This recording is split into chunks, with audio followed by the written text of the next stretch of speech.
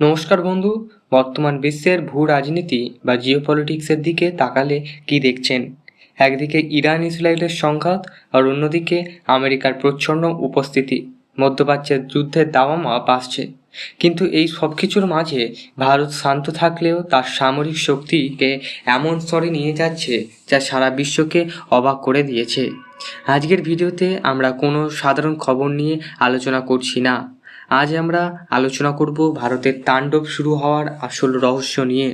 Russia থেকে নেওয়া সেই পুরনো সাকাউ SU-30 MKI কীভাবে এখন ভারত সুপার পাওয়ার হওয়ার বোমবাস্ত হয়ে উঠেছে, কেন ইউপিএসসি অ্যাসপিরেন্টদের জন্য এই টপিকটি গুরুত্বপূর্ণ।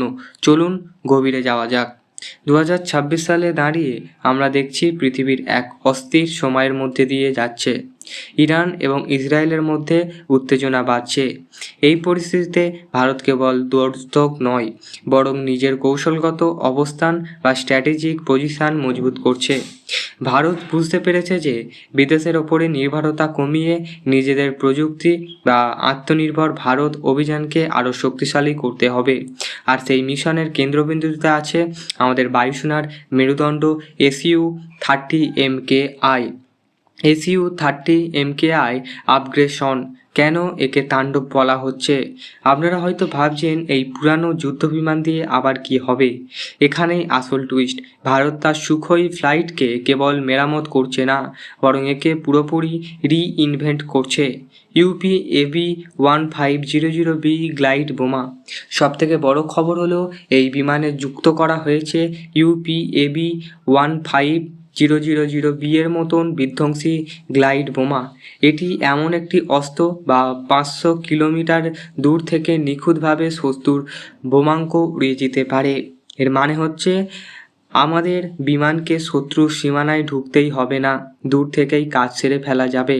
একে বলা হয় stand of capability. Super Sukhoi package.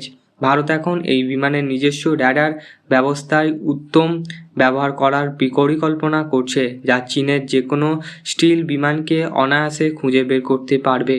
এছাড়াও এতে আছে উন্নত ইলেকট্রনিক ওয়ারফেয়ার সেট, যা শত্রুর মিসাইলকে দিকভ্রান্ত করে।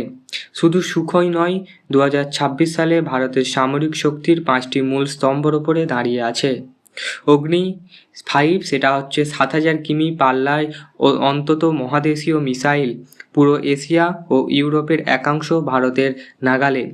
SU-400 ট্রামলস, বিশ্বের সেরা এয়ার ডিফেন্স সিস্টেম। 400 কিমি দূর থেকেই শত্রুর বিমান বা মিসাইল ধ্বংস।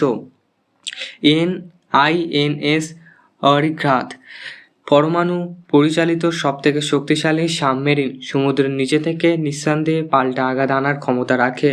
ব্রহ্মোস বর্ধিত পাল্লার সুপারসনিক ক্রুজ মিসাইল, 400 থেকে 500 কিলোমিটার পাল্লায় গতি মোকাবিলা করা অসম্ভব। SU-30 MKI আপগ্রেডেড বহুমুখী যুদ্ধবিমান, ভারতের মহাকাশ সীমা অত্যন্ত প্রহারী।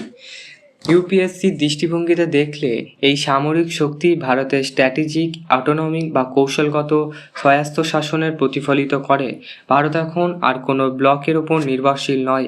আমেরিকা বা রাশিয়া সবার সাথেই ভারত তার জাতীয় স্বার্থ বজায় রেখেই বন্ধুত্ব বজায় রাখছে। INS অগ্রত সমুদ্রের গভীরে মোতায়েন থাকা মনে হলো আমাদের সিন্ডিকেট স্ট্রাইক ক্ষমতা নিশ্চিত হওয়া। অর্থাৎ কেউ যদি ভারতের ওপরে পরমাণু হামলা চালায়, ভারত সমুদ্রের নিচে থেকে তার উপযুক্ত জবাব দেওয়ার ক্ষমতা রাখে। ইউপিএসসি প্রতিযোগিতামূলক বিশেষ পয়েন্ট। আশা করি আপনারা বুঝতে পেরেছেন আমাদের ভিডিওটি।